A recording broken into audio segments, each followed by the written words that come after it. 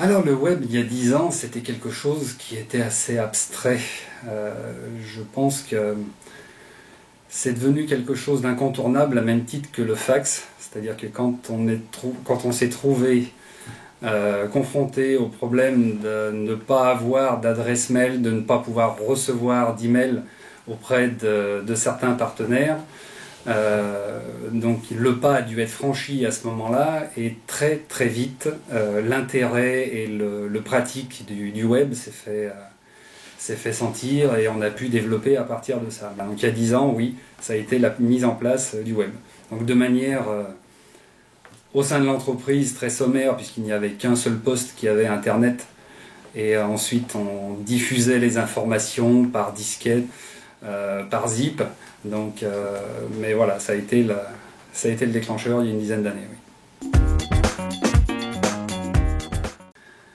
Alors, le web chez Volpon, ça a été quelque chose, oui, qui aujourd'hui a même été salvateur pour l'entreprise, parce que c'est vrai que déjà c'est une rapidité au niveau dans notre métier de transmission de l'information, transmission des plans, transmission des données, transmission de rendu de matière.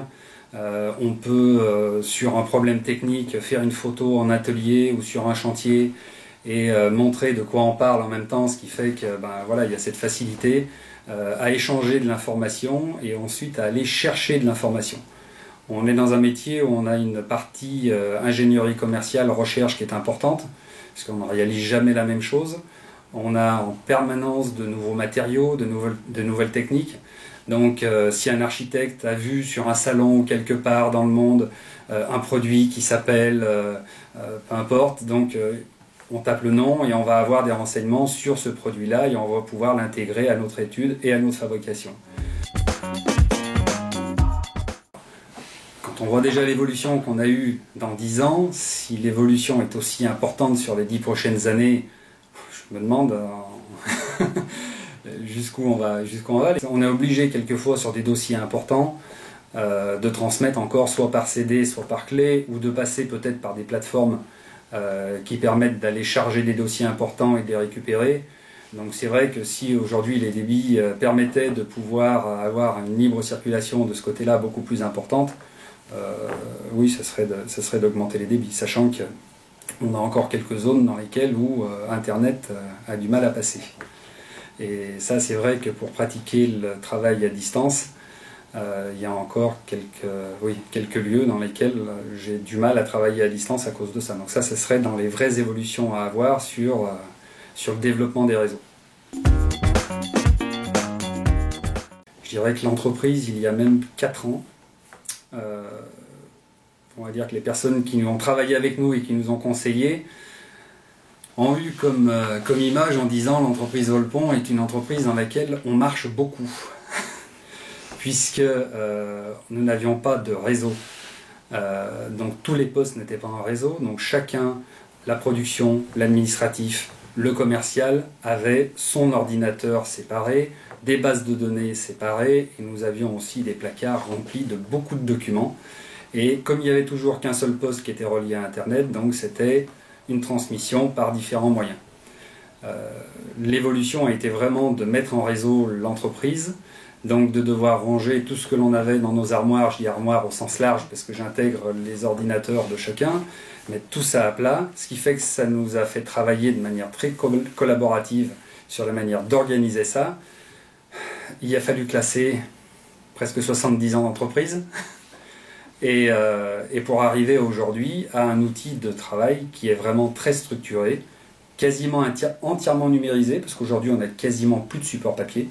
On demande à tous nos fournisseurs, clients, de nous envoyer que des supports numériques. Et aujourd'hui, on va dire qu'on est capable de déplacer l'entreprise très facilement, parce que toute la mémoire est au sein du serveur. Donc c'est vrai qu'aujourd'hui, ce serveur-là, qu'on développe aussi, parce que je suis en train de développer 2 autres sociétés avec des partenaires, et sur un même serveur, on va pouvoir héberger 3 activités gérées d'un même centre administratif, chose qui était complètement impensable avant. Et autre chose aussi, c'est vrai que de pouvoir avoir ça, je pense que ça a sauvé l'entreprise en 2009. Bon, j'ai eu un accident qui m'a éloigné de l'entreprise pendant à peu près 6 mois. Ça devait faire, oui, pas tout à fait 6 mois que le serveur était en place et que j'avais un ordinateur portable que je pouvais connecter à distance sur le serveur.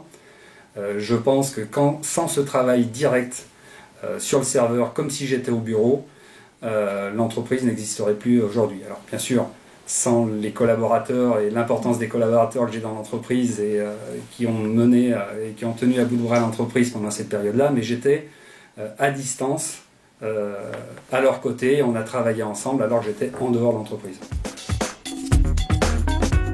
En plein dedans, hein, voilà, on est en pleine mutation de serveurs, on est en pleine mutation des boîtes mail, on est en pleine mutation aussi de la téléphonie liée à ça, donc c'est vrai qu'il y a un travail important. Et à ça, surtout, point à ne surtout pas négliger, c'est la sauvegarde de toutes ces données. Parce que c'est clair que, vu que la vie de l'entreprise est résumée à une boîte et des disques durs, on s'aperçoit aussi de la fragilité du système dès qu'on a un grain de sable, dès qu'on a une coupure d'accès, dès qu'on a une coupure de courant, dès qu'on a un problème de serveur. Donc c'est vrai que c'est très confortable, puisque ça permet de travailler aussi bien à la production, au commercial, à l'administratif et à l'extérieur sur le même dossier client et sur le même projet. Mais derrière, ça a ses limites, parce que demain, on n'a plus d'ordinateur, l'atelier n'a plus aucun plan et la production s'arrête. Donc mon inquiétude par rapport à tout ça, c'est plus les limites des sécurités et le fait de pouvoir réactiver, parce que le fait d'avoir sauvegardé les données, c'est bien, mais si elles sont sauvegardées et qu'on ne peut pas remettre en route le système et qu'on n'a pas de moyen de remettre en route le système, ça ne sert à rien. Donc c'est aussi ce facteur-là qui est à prendre en compte.